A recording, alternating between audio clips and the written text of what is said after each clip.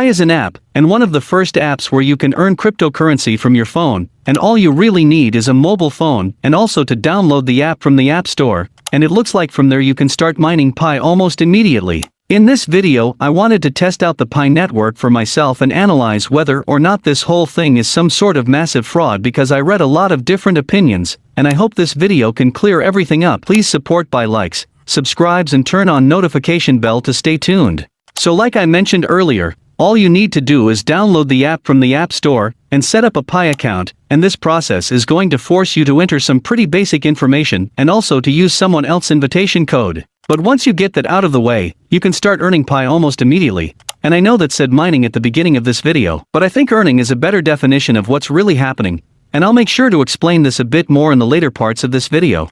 But regardless of the technicality here, all you need to do to continue to earn Pi is to click a simple button every 24 hours.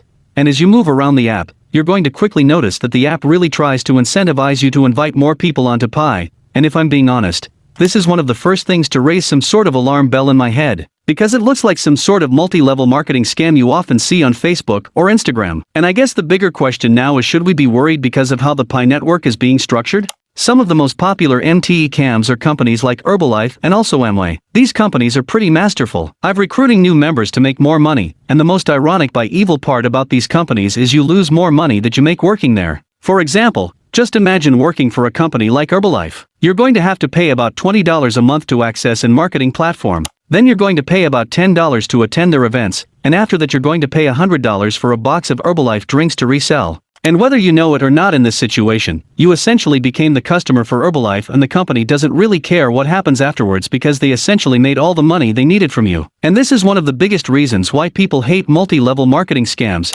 because you lose more money than you actually make now. The biggest question right now is, can we consider the PIE network a multi-level marketing scam? And after really thinking about this question, I really don't think we can. The first thing you're going to notice about this app is that it doesn't really take anything from you. It's not trying to sell your product or service, and it's not even asking for your money here and now. I'm left thinking, what does this app even want from us? Because all you really do is sign back onto the app every 24 hours, and there's really two explanations of what I think is happening right now. The first explanation here is that you are paying the Pi network, but maybe just not in cash. For example, you're paying the company by giving up your data and also your time. And this is true in some level because the company does collect personal information about you, such as your email name, phone number, and also identifiers like user ID and also device ID, and they also might be making money off your time, because every time you visit the app you might see an ad or two. But after thinking about this seems like a pretty weak argument right now, since platforms like YouTube, TikTok and Facebook are pretty much there to take your time and hit you with a lot of ads. So if you argue that the Pi network is a scam because of that, you would also have to argue the same thing for these social media companies. And I don't think setting up ads is the most lucrative way to profit off of millions and millions of people. If this was a scam, most of the scams that I come across are short-term cash grabs. Most of them have the bare minimum amount of information listed on their website, and their actions will quickly tell you that they're trying to squeeze as much money as they can from you in the shortest amount of time possible. But I don't really see that here. The actions of Pi network has always been consistent with their philosophy. For example, the strict information collection process could be an honest attempt to make sure that the users on the network are authentic real people, and the ads here might be the only way that these developers are making money, because the project doesn't really take much or anything at all from its users, and so far the company really hasn't done anything to tell me otherwise. In fact, the app even punishes people who tries to expand the network in a dishonest way. And I haven't seen a single case of identity fraud because of the application. I think some of the things that make people question the app is really how it's being promoted and also the structure of it. You never really want to see invitation codes being spammed around, because that's usually indicative of a fraud, but if you really think about it, it's also the best way to promote a network. And I have no doubt that the Pi network wouldn't be as big as it is today without the referral code process. And apart from this, a pyramid-like structure exists in almost any sort of organization or hierarchy, and some of the examples include a corporation, your family unit, or even the distribution of wealth. And the point I'm trying to make here is, just because it has a pyramid-like structure doesn't make it a fraud. But what does make something a fraud is a flow of money within those organizations. For example, AM is pretty scammy, because you lose more money than you actually make in a Ponzi scheme, which is a type of investment fraud. You end up having your money stolen or mismanaged by the person who's supposed to control it. And in a pyramid scheme we often have to invest a lot of money with virtually zero payback, And I hope you understand my point, because in the pi number the flow of money is non-existent, and you're not really losing anything or anything significant, and what it really looks like to me is that the pi network is trying to grow in an honest way. The company has pretty detailed plans on what it wants to do in the short term, and also the long term, and if this whole thing is a scam, it's a pretty dumb one for sure. This would mean that the developers here, who are actually pretty smart people, are wasting their potential for a couple of hundreds of thousands of dollars in exchange for a lifetime in prison when they already have the capacity to build something real and functioning. That's one of the things that doesn't really make any sense for me, and you can see here that the developers don't really try to hide their identities in any sort of way.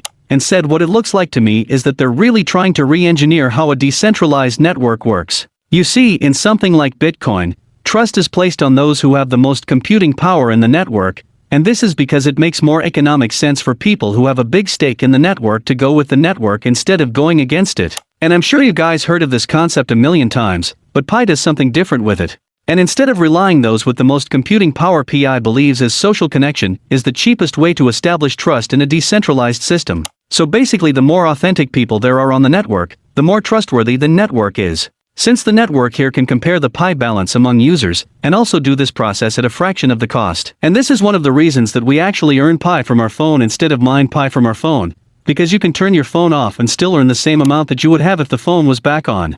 And this really means that every time you're logging back onto the pi application, all you're really doing is checking in. And a good way to think about this is the teacher calling roll call, and you're pretty much raising your hand to show that you were there.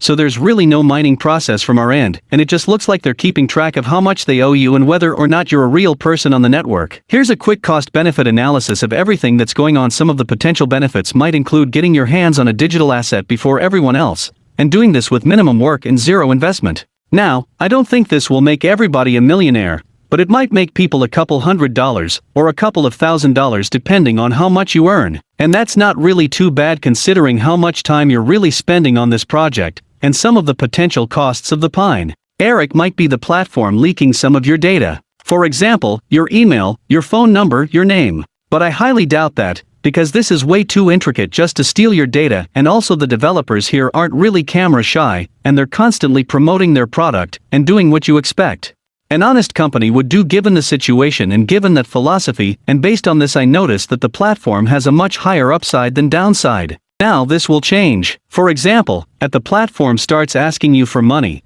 But as of right now I think it's a pretty good representation of what you're getting yourself into, and after doing the research for this video, I even decided to continue to earn some pi on the application because it really makes sense to me right now based on what I can potentially gain and what I can potentially lose.